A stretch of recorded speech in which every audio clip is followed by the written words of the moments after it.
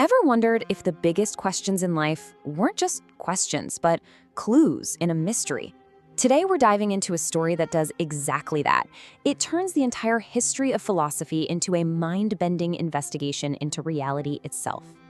So, it all kicks off with a 14-year-old girl, Sophie Amundsen, and her totally normal, everyday life gets flipped completely upside down when a mysterious, unsigned note just appears in her mailbox. It has just one simple, but wow, monumental question.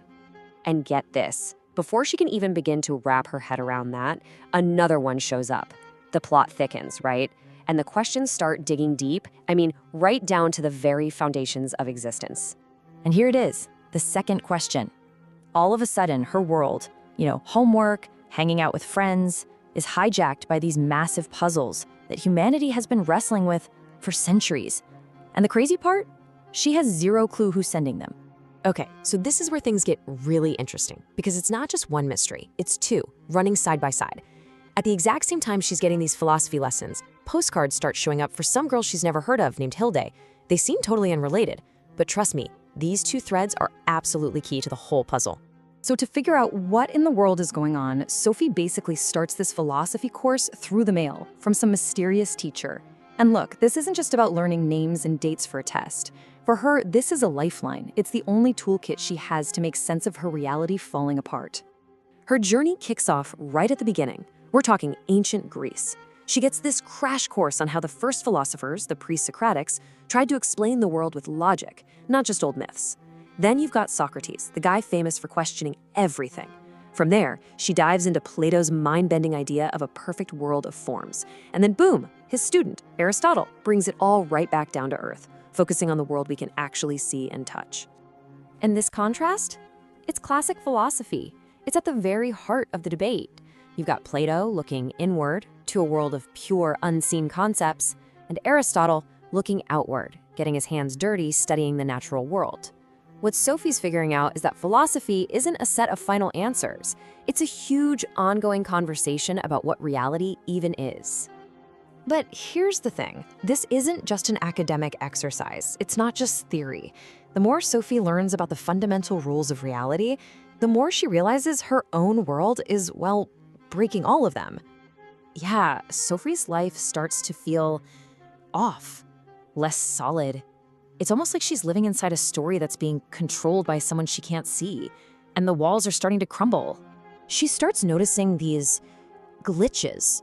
People will just freeze mid-sentence, like a lagging video. Objects vanish and then pop back into existence. Time gets all weird and choppy. It feels like her entire world can be paused, edited, or rewritten on a whim. And it all leads to this terrifying suspicion. What if she isn't real? And this whole crisis of doubt, it connects her right back to the philosopher René Descartes. He was the guy who famously doubted everything. He couldn't even trust his own senses. The only thing he knew for sure was that he was thinking. The act of thinking proved he had to exist.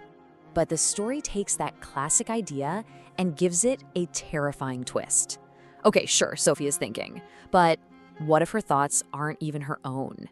What if her entire consciousness is actually being thought up by someone else? And then the bombshell drops. Her mentor, a man named Alberto Knox, finally reveals the truth. They're not real. They are characters in a book, a philosophical birthday present being written by a man named Albert Nog for his daughter, Hild. Yep, the same Hild from the postcards.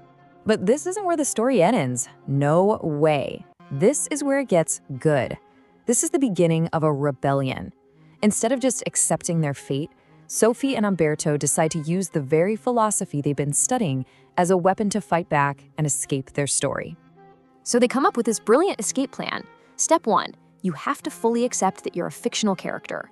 Step 2, start acting erratically. Do things the author can't possibly predict, things that break the story's logic. And step 3, find the loopholes, the cracks in the narrative, the spaces between the words, and try to slip through. And their arsenal is made up entirely of ideas. They're literally weaponizing philosophy. They use existentialism to create their own meaning, rejecting the one their author gave them. They use postmodern ideas to deconstruct the story from the inside out. They even analyze language itself, believing that true freedom lies in what the author hasn't written. This existentialist idea from Jean-Paul Sartre pretty much becomes their rallying cry. They were created with a purpose, sure, to be characters in a book, but they refuse that destiny.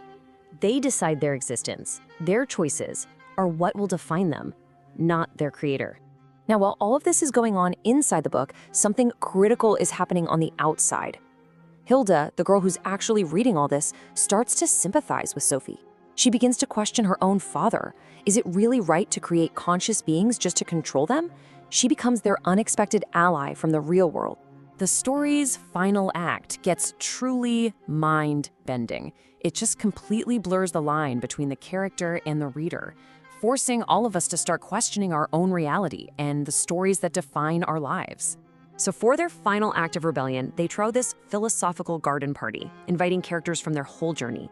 The party just descends into this wonderful, surreal chaos, breaking every narrative rule in the book.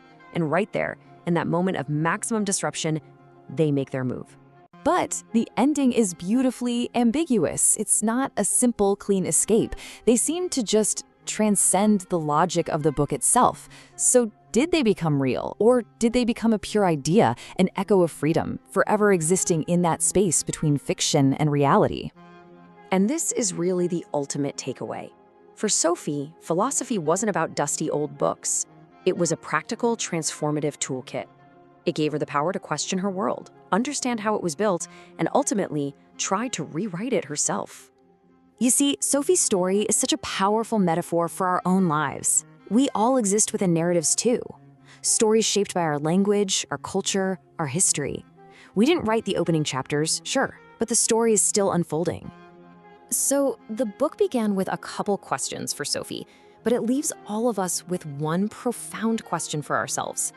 If your life is a story, are you just a passive character, or are you grabbing the pen and becoming its author?